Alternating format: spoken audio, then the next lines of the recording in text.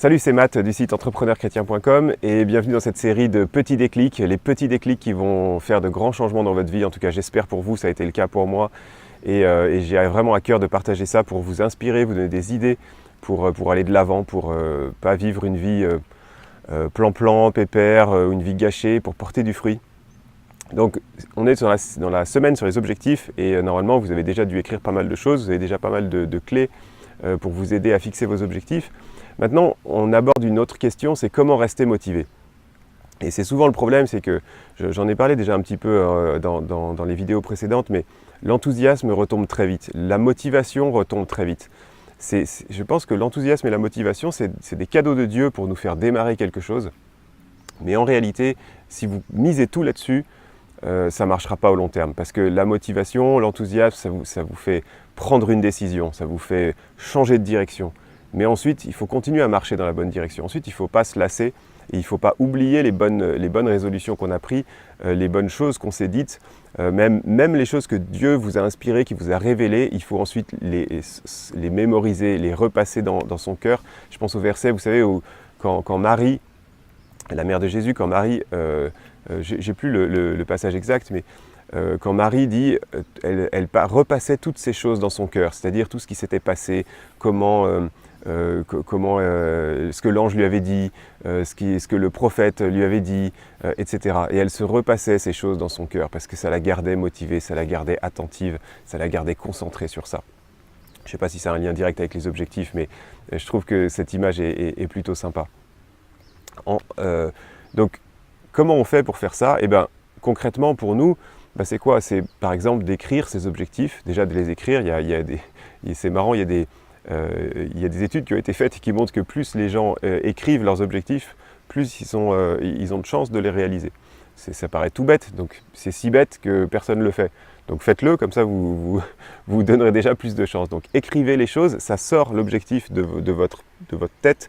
Ça ne tourne pas en rond dans votre tête, j'aimerais bien faire ça, mais peut-être, mais je ne suis pas prêt, mais machin. Écrivez-le avec la méthode que je vous ai donnée dans les vidéos précédentes, de façon précise, etc. Écrivez votre objectif, ça va déjà vous aider. Ensuite, placardez-le partout. Je ne sais pas, notez-le sur le frigo, notez-le dans les toilettes, notez-le dans votre agenda, notez-le où vous voulez, quel que soit l'endroit sur votre table de nuit, quel que soit l'endroit que vous regardez le plus souvent, notez-le. Moi, j'utilise beaucoup des fonds d'écran, par exemple.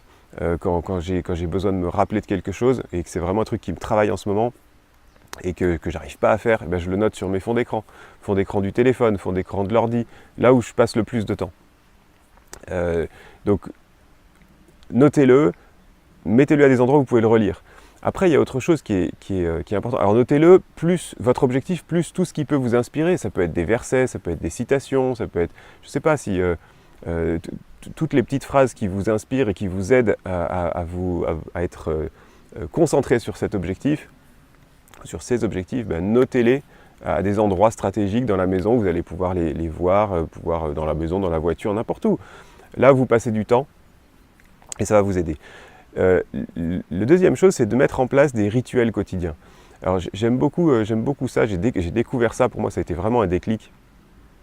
Comment vous dire, un rituel quotidien, je trouve que c'est ce qui ressemble le plus, par exemple, à quand Jésus a institué la scène. Il a dit, prenez le pain et le vin et faites ceci, donc en mémoire de moi, jusqu'à ce que je vienne, chaque fois que vous mangerez ce pain et que vous boirez cette coupe. Et chaque fois qu'on mange et qu'on boit, finalement, pour nous, et en tout cas aujourd'hui, c'est 3 fois par jour. Ça veut dire que c'est pas écrit qu'il faut faire ça chaque dimanche. D'ailleurs, il y a des églises qui ne le font pas chaque dimanche, qui le font une fois par mois. Mais c'est pas non plus écrit qu'il ne faut pas le faire à chaque fois qu'on mange et qu'on boit en présence d'autres chrétiens. Et quelque part, je pense que surtout ce que Jésus voulait, c'est... Voilà, désolé, ça a coupé, il n'y avait plus de place, plus de mémoire sur mon téléphone. Ce que j'étais en train de dire, c'est que ce que voulait Jésus, c'est qu'on n'oublie pas, en fait. C'est qu'on se rappelle de son sacrifice pour nous et de ce qu'il avait fait et qu'on ait ça à l'esprit tous les jours.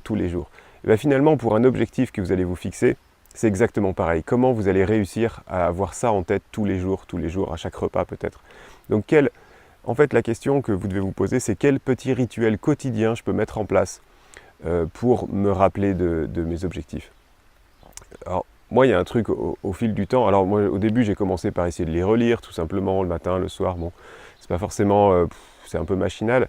Et ce que j'ai trouvé de mieux, finalement, eh ben, c'est de prier sur ces objectifs-là. Déjà, ça m'assure que c'est un objectif que j'assume devant Dieu, que je pense que c'est lui qui m'inspire, parce que je risque d'avoir du mal à lui demander quelque chose qui n'a absolument... voilà, qui n'a aucun lien, qui est purement égoïste. Il y a peu de chances que j'arrive à prier ça. Donc si mon objectif, je n'arrive pas à le prier à mon Dieu, c'est qu'il y a peut-être un problème. Donc pour moi, le truc le plus simple, et tester ça en fait, pour voir si ça marche avec vous, mais c'est simplement de répéter jour après jour en prière votre objectif à votre Dieu, lui demandant qu'il vous transforme, qu'il vous change, qu'il vous fasse devenir la personne capable d'accomplir cette chose-là, qui vous ouvre la voie vers ça si c'est bien dans sa volonté, qui vous montre quoi faire, quelle est la prochaine étape, quel est le plus petit pas à faire aujourd'hui, à quoi vous devez renoncer pour réussir à faire ça, parce que chaque objectif a un prix bien sûr, on reparlera de ça aussi.